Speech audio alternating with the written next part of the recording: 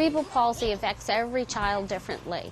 So they may have a similar diagnosis, such as spastic diplegia, cerebral palsy. Each child may actually look a little bit different because one leg might be more impaired than the other. They may have more balance issues versus another child. It's very specific to each child how their impairments affect them. But overall, it typically affects the way that they activate their muscles. They are unable to have isolated movement on their own, and it makes it all those fine movements that we take for granted of standing, balancing, and walking all become much more complicated for them to try to attempt to do. Their body doesn't respond as they would like it to do. So they have weakness. They also are dealing with spasticity, which creates limitations in range of motion and flexibility. They have balance impairments, proprioceptive impairments, which is where their body is in space, knowing where their arm is and where their leg is as they're walking and moving and attempting to do different skills. They tend to have decreased sensation sometimes. Their balance is impaired. And overall, sometimes just even realizing that they're not sitting up straight or not standing up straight. Their perception of where their body is in space is usually impaired.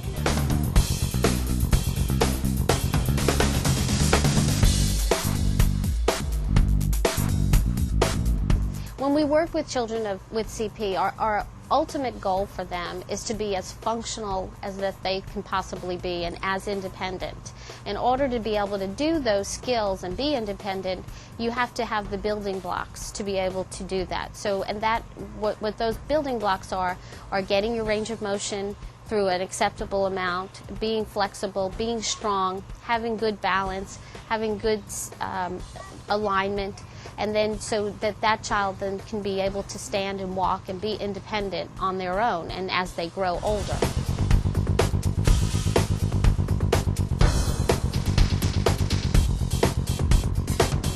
All right, ready, go.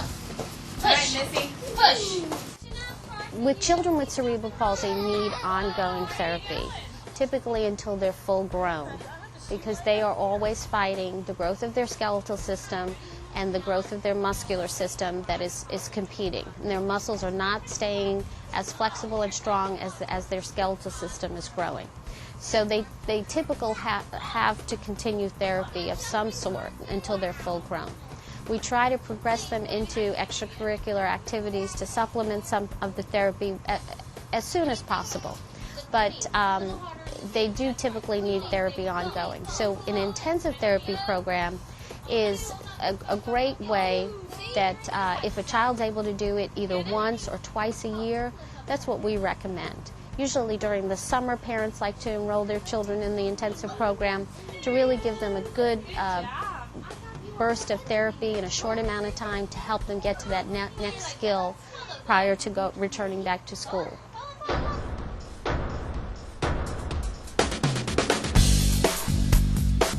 The whole world of physical therapy is really going towards evidence-based treatment. And a lot of what we're doing in terms of during the intensive therapy program are things that are already proven to work: strengthening, range of motion, endurance, balance activities. The use of the TheraSuit, it does have some research that has been completed.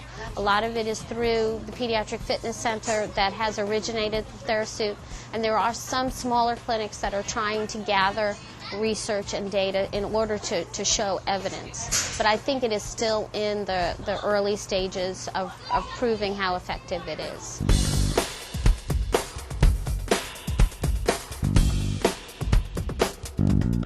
There are children that the parents want them to do the intensive therapy program, and is found that they're unable to use the TheraSuit because they do have a hip subluxation that is beyond the acceptable amount in order to use the TheraSuit.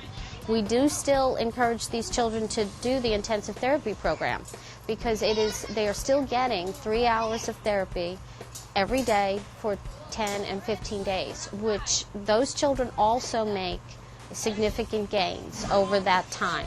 So even though they're unable to use the TheraSuit, we may use a Theratog, or we may just do the program without using the TheraSuit. And I try to explain to the parents the TheraSuit is a tool, just like any other piece of equipment that we may use with these children. And some children are appropriate to use that TheraSuit, and others it's not appropriate to use with them.